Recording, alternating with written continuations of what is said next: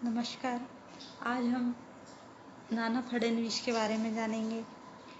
नाना फडणवीस लड़खड़ाती मराठा शक्ति को बल प्रदान करने वालों में महत्वपूर्ण व्यक्ति थे। इनका जन्म फरवरी 1742 को एक ब्राह्मण परिवार में हुआ। इनका नाम बालाजी था तथा पिता का नाम जनार्दन। महाराष्ट्र परंपरा के अनुसार इन्हें बालाजी जनार्दन के नाम से पुकारा जाने लगा। पेशवा माधवराव प्रथम ने इन्हें फडणवीस का पद प्रदान किया, जिसने इनके महत्व को बढ़ा दिया। नाना फडणवीस शारीरिक रूप से दुर्बल थे, इसलिए इन्हें सैन्य अभियानों में नहीं भेजा जाता था। पेशवा नारायण राय की हत्या के बाद सखाराम बापू मारोबा के साथ मिलकर इन्होंने 12 भाई समिति बनाई। नाना समस्त सत्ता अपने हाथ में रखना चाहते थे, अतः उन्होंने धीरे धीरे 12 भाई के सभी सदस्यों को पद से हटाकर शासन की समस्त शक्ति अपने हाथ में केंद्रित कर ली।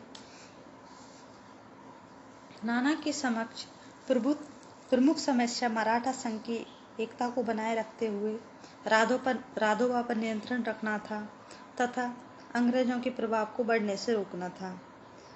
माधवराव द्वितीय को पेशवा घोषित करने के बाद उसके लालन पालन तथा उसे शासन संचालन की शिक्षा देने का दायित्व भी नाना पर आ गया।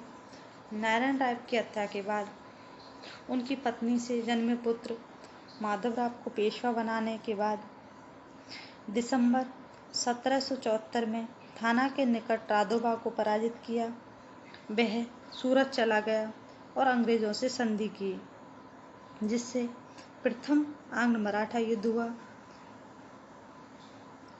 नाना फडणवीस, निजाम और हैदर अली ने मिलकर अंग्रेज विरोधी गुट बनाया। वारेन हेस्टिंग्स ने निजाम को अपनी तरफ कर लिया। अंग्रेजों से संघर्ष में नाना व महादजी ने एक दूसरे का सहयोग किया, किंतु सालवाई के बाद इनमें मतभेद उत्पन्न हो गया, क्योंकि इस संधि का श्रेय महादजी को दिया जा रहा था। इससे उन्हें स्वतंत्र शासक की स्थिति प्राप्त होती थी। अतः नाना फडणवीस ने मृत्यु पर्यंत महादजी की शक्ति को बढ़ने से रोकना चाहा। नाना फडणवीस ने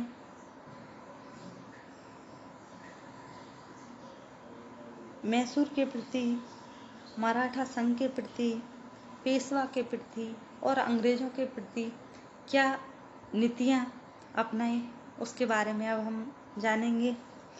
अंग्रेजों से संघर्ष के समय नाना ने हैदर अली का सहयोग लिया, किंतु नाना ने टीपू की शक्ति को कुचलने के लिए अंग्रेजों का संघर्ष दिया।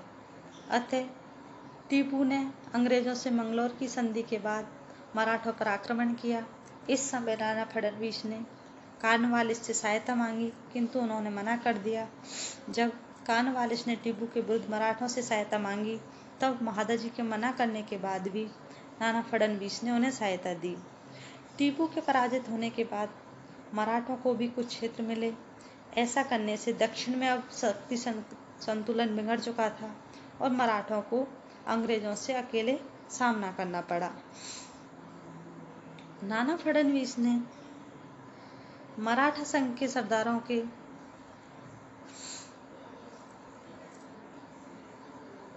के पारस्परिक द्वेष व फूट के कारण इस संघ के अस्तित्व को खतरा उत्पन्न हो गया था।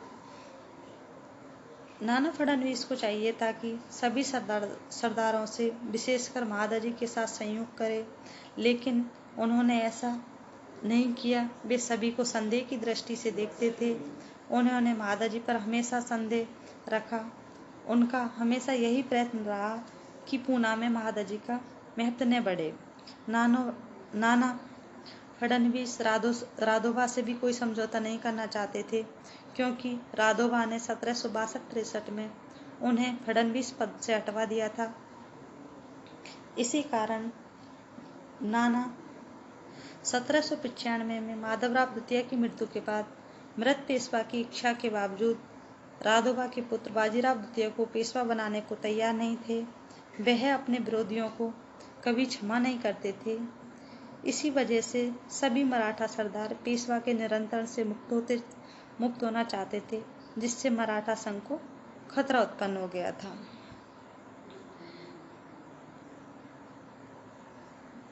पेशवा माधवराव द्वितीय के लालन पालन और उनके शासन संचालन की शिक्षा देने का दायित्व नाना फडणवीस पर था, लेकिन उन्होंने ऐसा नहीं किया।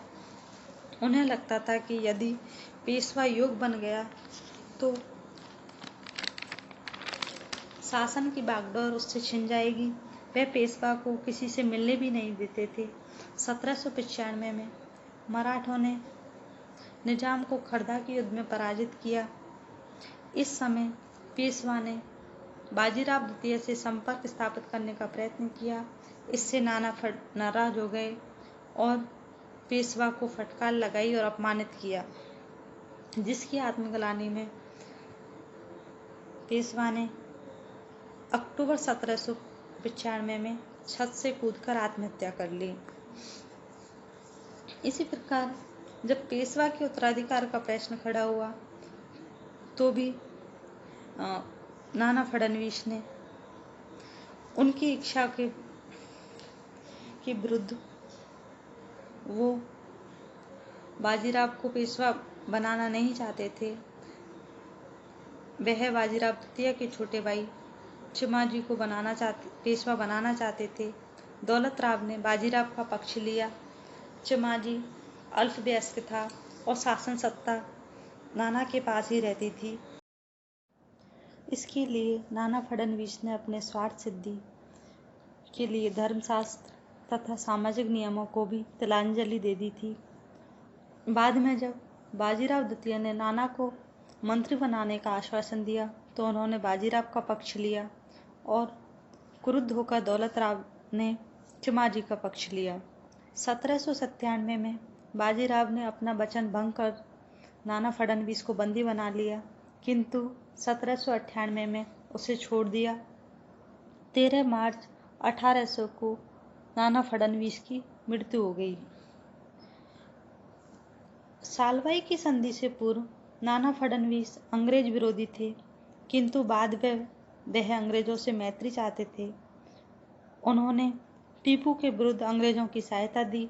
जब महादजी दक्षिण भारत वापस आए तो भी नाना ने कॉर्नवालिस से सहायता मांगी। नाना अंग्रेजों की सहायता से अपनी सत्ता सुरक्षित रखना चाहते थे। उन्होंने महादजी की इच्छा के विरुद्ध अंग्रेजों से मैत्रीपूर्ण संबंध बनाए रखना चाहा। उसने अपनी सत्ता सुरक्षित रखने के लिए मराठा संघ के हितों को भी पीछे छोड़ दिया। मराठा संघ के पतन के लिए नाना फडणवीस की नीतियां भी काफी हद तक जिम्मेदार थी। वह अंग्रेजों के खतरे को समझ ही नहीं पाए थे। उन्होंने किसी कुशल सैन्य संचालक पर भी विश्वास नहीं किया। वे पेशवा माधवराव को भी कठोर नियंत्रण में रखते थे, जिससे मराठा संघ को दुर्बल बना दिया। उन्होंने महादजी को भी कभी महत्व नहीं दिया और अन्य किसी मराठा नेता को भी उभरने नहीं दिया। फिर भी वह अपने व्यक्तित्व एवं नीति निपुणता से मराठा राज पर छाए रहे।